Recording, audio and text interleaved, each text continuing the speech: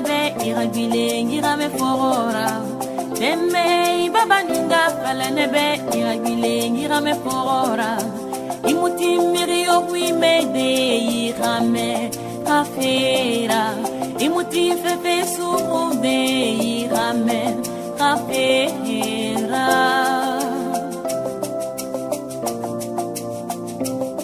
Quel bonheur, mesdames et messieurs, de vous retrouver dans le cadre de votre programme préféré Manège du Savoir. Bienvenue donc sur les berges de Vouri, ici à Douala, où nous sommes accueillis par Maître Jean-Claude Dika Sangue Akwa, un homme pluridimensionnel, sénateur, homme politique, homme culturel. Bonjour Prince. Bonjour, bonjour Maître. Manège du Savoir et bonjour Albert-Marie Tonnier. Bonjour Martin Quay. Je vous remercie d'emblée, n'est-ce pas, de m'avoir invité à votre émission. C'est une émission que j'ai eu l'occasion de suivre et que j'ai trouvée très très belle. Et je suis honoré que vous ayez trouvé utile et peut-être nécessaire de m'inviter à votre émission. Je vous en suis vraiment très gré et je vous en remercie. Parle-nous de vous. Écoutez, je suis Jean-Claude Dika Sangue Akwa, un Camerounais qui est né à Douala et de Ethel Dika Sangue Akwa, de la famille Bonadika Mpundo, qui est la famille royale des Akwa, et de ma mère Hermine Moukoko Mangabel, et également de la famille royale Bell. Je suis donc né dans ce milieu. Et à l'âge de 7 ans, j'ai dû commencer à m'exiler. Pourquoi? Parce que mes parents, mon père était médecin africain et ma mère sage-femme, les premières sages-femmes, n'est-ce pas, de ce pays. On dit bonjour à maman, hein? Oui, elle bonjour. est encore vivante, n'est-ce pas? Elle est encore vivante, elle est encore coquette, donc je ne veux peut-être pas dire son âge, mais elle a plus de 80 ans et elle reste très très dynamique, très jeune. C'est le papa que nous avons perdu en 1995. Mon père, qui était donc médecin africain, avait fait ce qu'on appelle l'école de médecine de William Ponty à Dakar. Ma mère aussi. Et à l'époque, on envoyait ces soldats de notre pays, on les envoyait en Europe pour qu'ils aillent se recycler, qu'ils aillent chercher le savoir là-bas et le ramener au Cameroun, n'est-ce pas, pour professer, pour travailler pour le Cameroun. Et c'est dans ce cadre que j'ai donc été amené à voyager, à partir avec eux très tôt, puisqu'ils sont allés en France pour ce recyclage. Et je suis donc parti à l'âge de 7-8 ans. Je crois que j'ai fait juste mon cours préparatoire et le cours élémentaire ici, que je suis allé poursuivre à Paris. Et j'ai donc fait toute ma scolarité et tout mon secondaire à Paris, où j'ai fréquenté d'abord au niveau du primaire, les lycées, collèges, pardon, l'école rue Martel, à la rue de Paradis, et puis mon secondaire, notamment au lycée Louis-le-Grand, à Paris, et où j'ai eu l'occasion de rencontrer d'ailleurs, pendant que j'étais à Louis-le-Grand, au moment où j'y entrais en seconde, Jean-Jacques Ekindi sortait donc du lycée Louis-le-Grand pour aller à Polytechnique, à l'école Polytechnique. J'ai d'abord commencé par la médecine parce que mon père étant médecin, je dirais, j'avais une telle admiration pour lui que je pensais que la médecine était, n'est-ce pas, ce que je devais faire. Mais plus tard, je me suis plutôt tourné vers le droit et j'ai donc fait des études de droit qui ont été sanctionnées notamment par une maîtrise en droit, option carrière judiciaire, un DEA, donc un diplôme d'études approfondies de droit des affaires, que j'ai obtenu à l'université de Paris 10, et un doctorat de droit également que j'avais entamé, mais une thèse que je n'ai pas soutenue jusqu'à aujourd'hui pour des raisons inavouées. Mais je me réserve toujours de la terminer un jour. Elle est pratiquement terminée, mais elle n'a pas été soutenue. Et voilà, donc pour mes études universitaires. Voilà. Et donc par la suite, après avoir fait mes études de droit, j'ai choisi, n'est-ce pas, le barreau. J'ai choisi d'être avocat. Et j'ai eu la chance, en fait, de commencer, disons, cet enseignement en France, à l'Institut des études judiciaires de Paris, puis au centre de formation à la profession d'avocat. Et j'ai eu l'occasion et la chance de faire un stage dans un cabinet d'avocats qui est le cabinet Klein et Associés. Et Maître Klein est connu, c'est un grand avocat sur la place de Paris. Par la suite, pour des raisons familiales, je suis rentré au Cameroun en 1989 et où j'ai repris en fait d'un stage, n'est-ce pas, et dans les cabinets, au cabinet de Maître Tokoto Mpai. Et à la suite de ces stages, je suis devenu donc avocat en 1993, très exactement le 23 juillet, il y a quelques 3 jours. Je viens de fêter mes 20 ans, n'est-ce pas, au barreau du Cameroun, mes 20 ans au grand tableau. Parce qu'avant d'être passé au grand tableau, évidemment, on est d'abord postulant, on est d'abord stagiaire. Et voilà, donc je viens de fêter mes 20 ans au barreau du Cameroun, il y a quelques jours.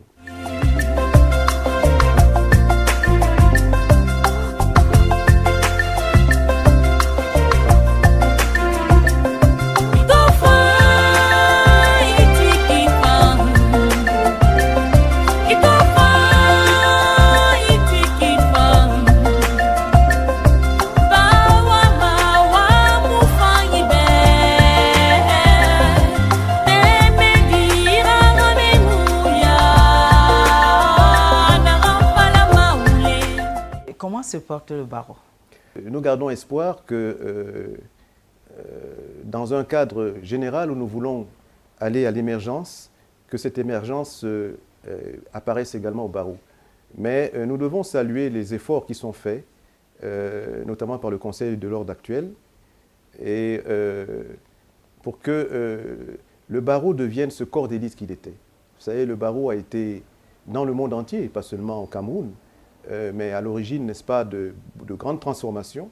Beaucoup d'avocats sont à la tête, n'est-ce pas, de nombreux États dans le monde. La profession d'avocat est une profession qui forme beaucoup, qui forme à une vision de la société et à l'encadrement également des populations. Le barreau se porte relativement bien, mais il pourrait se porter mieux.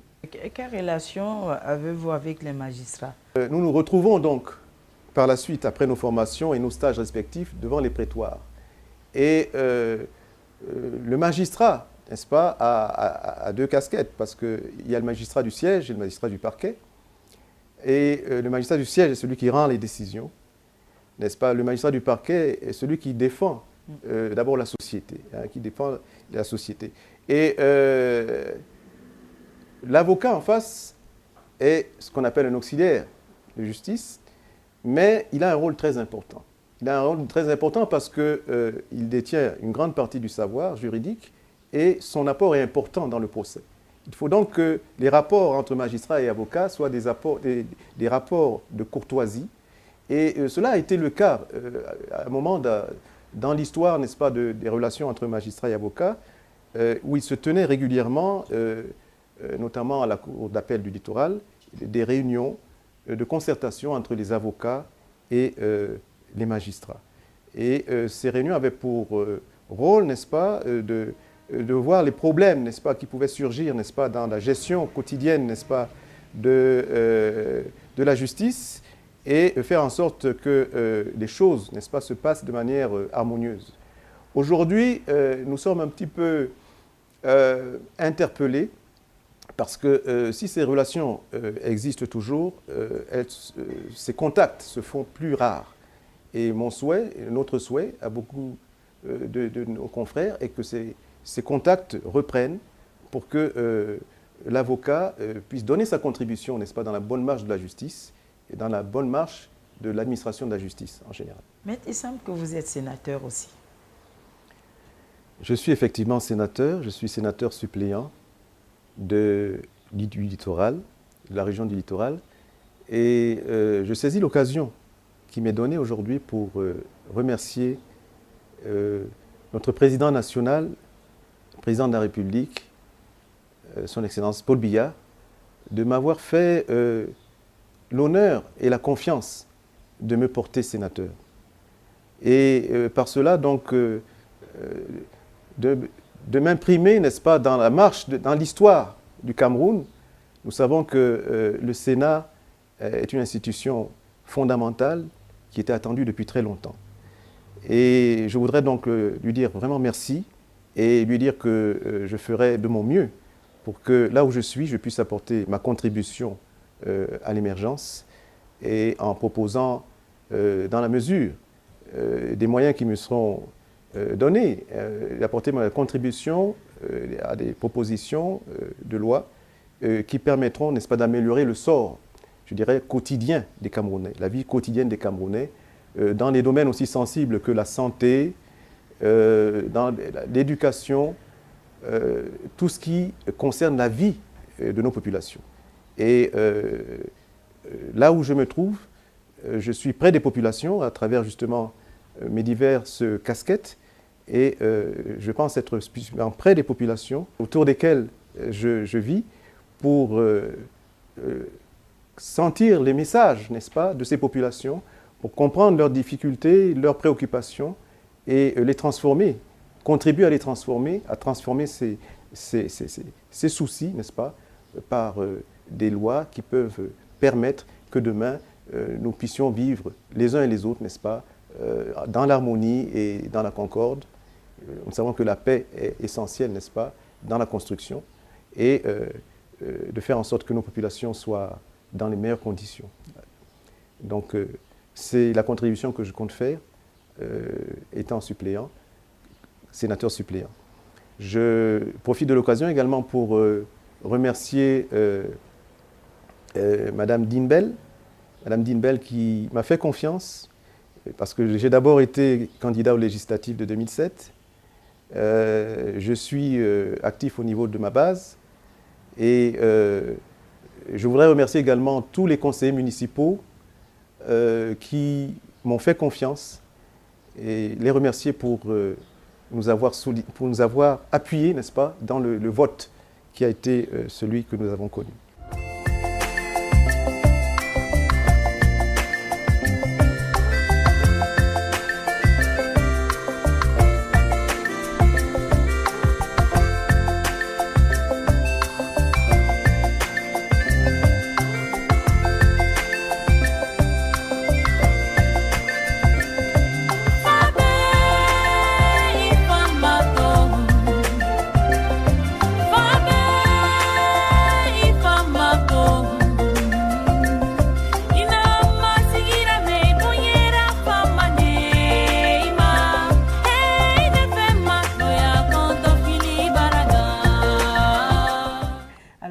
Se porte la chefferie?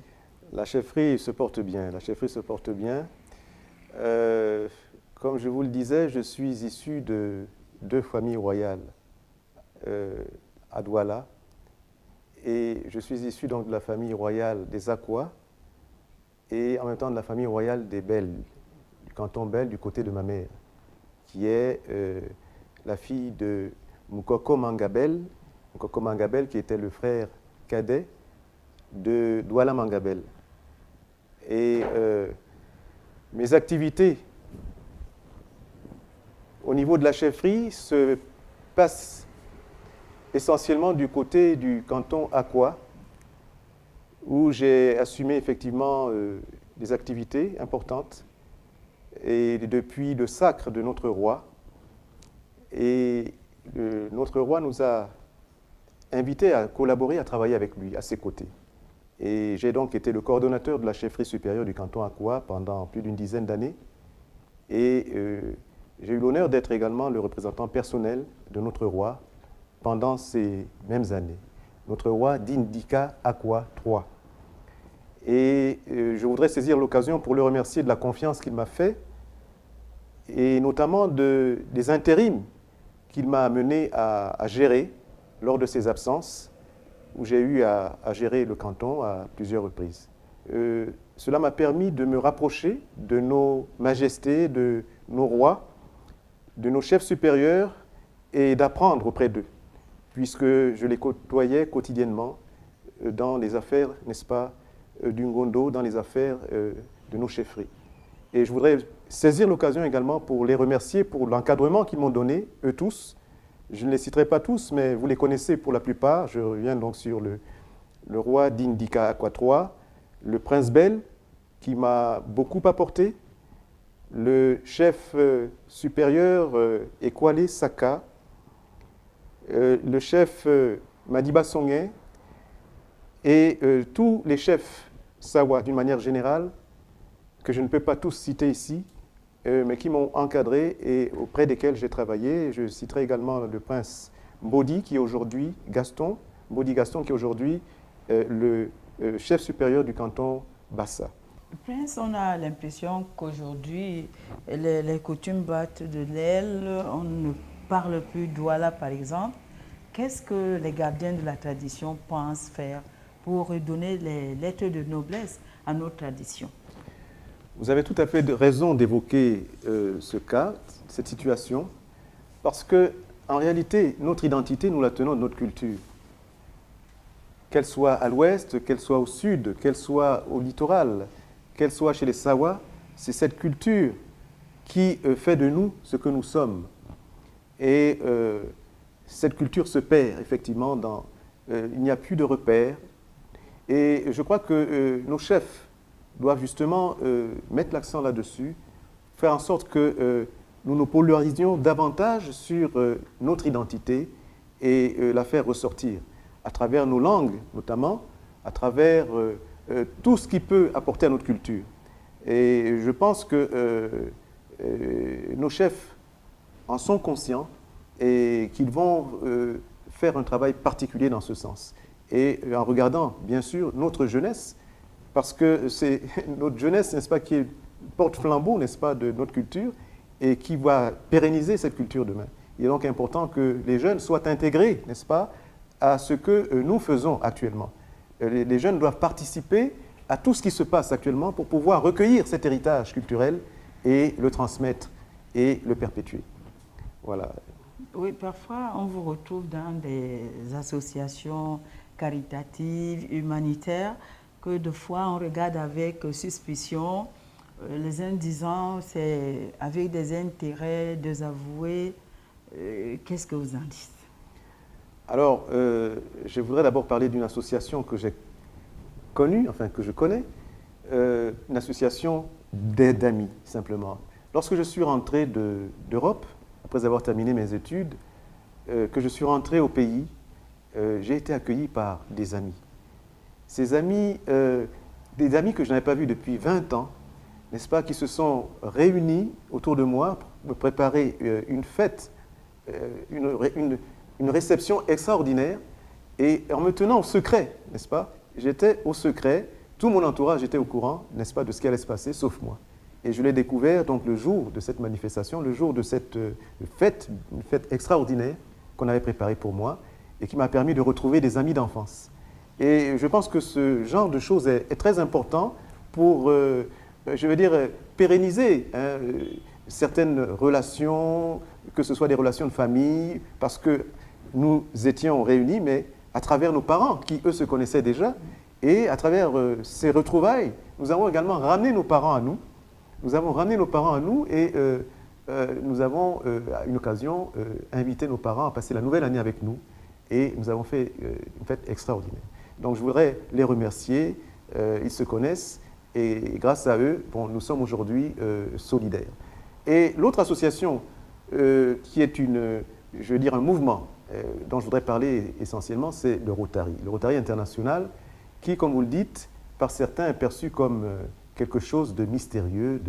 Et je voudrais tout de suite et d'emblée vous dire que le Rotary International a d'abord pour, je veux dire, thème, n'est-ce pas, servir d'abord.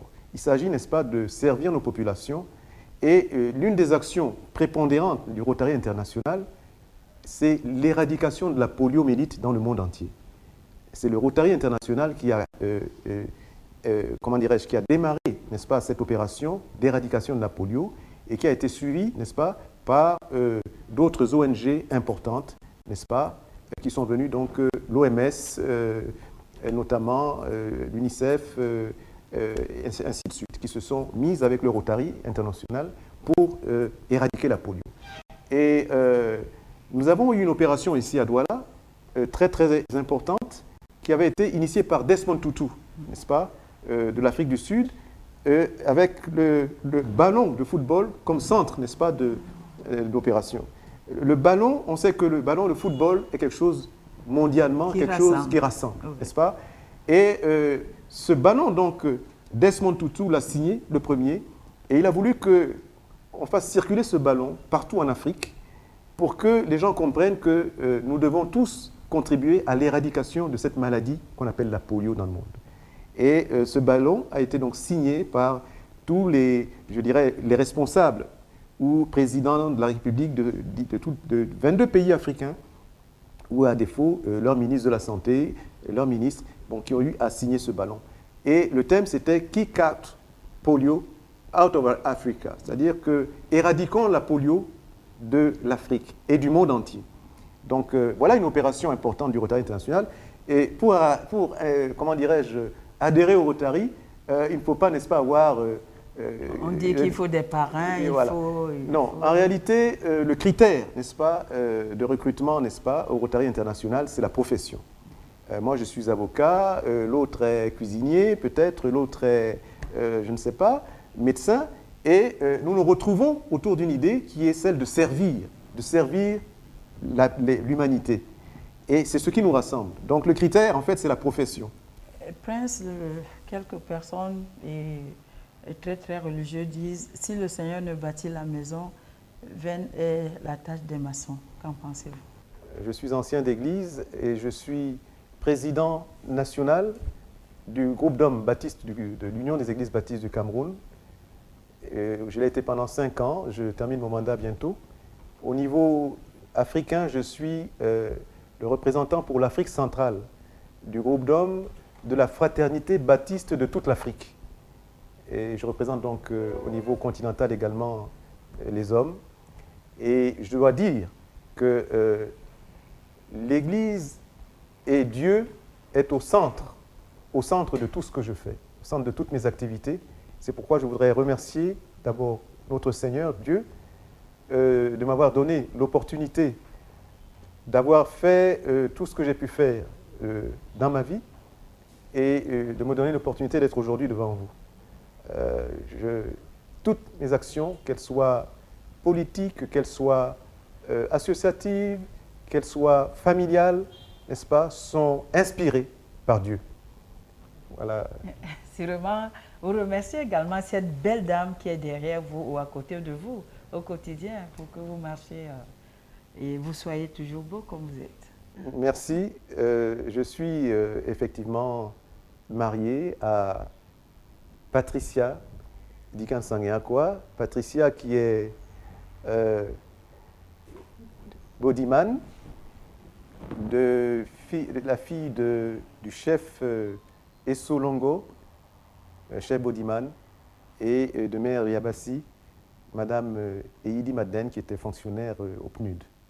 Et je voudrais donc à l'occasion remercier ma famille, c'est-à-dire ma mère, Hermine, Tatamine, je t'embrasse très très fort, mes frères et sœurs, mon frère, j'ai mon frère qui est notaire à Paris, qui n'est pas avec nous, à qui je fais un petit coucou également, et puis mes sœurs qui sont enseignantes, Christiane, qui est enseignante à Dominique Savio et à l'université de Douala, et Dominique, épouse d'Embasson, et également leur mari. Un petit a cappella, un cantique d'espoir pour que le Cameroun reste debout.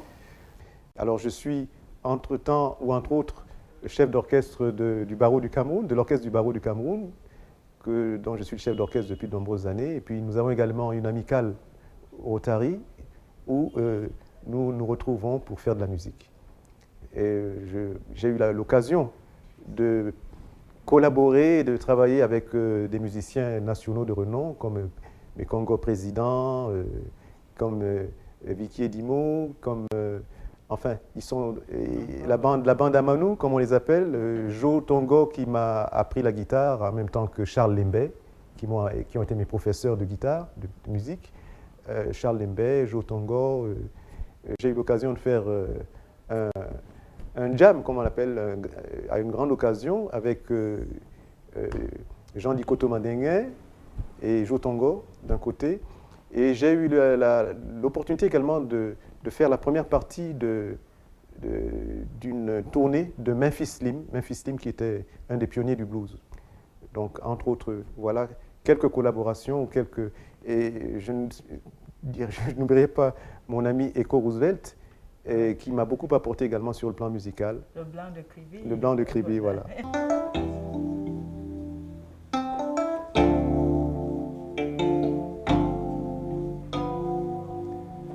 Wamwadipita Yesu wena Tata na lodi Dena muta Nenu sungabe No posobe Nemuna doba Natondobe Mulango mamu na mwenge ma Osesa Yesu musungeda Mulango mamu na mwenge ma Osesa Yesu musungeda Zipse la nyolo Se munyenge Misoma bape Ben benyenge Angeli boy I Nyotelemba Biala bando Lu Dolisuka Mulango mamun na mwenge ma Osesa Yesu musungeda Mulango mamun na mwenge ma Osesa Yesu musungeda Nabakenyola O mamongo Na benunsena Titi bongo Wambwe dipita Yesu ina Misoma moy Na mengele Mulango mamun na mwenge ma Osesa Yesu musungeda Mulango mamun na mwenge ma Osesa Yesu musungeda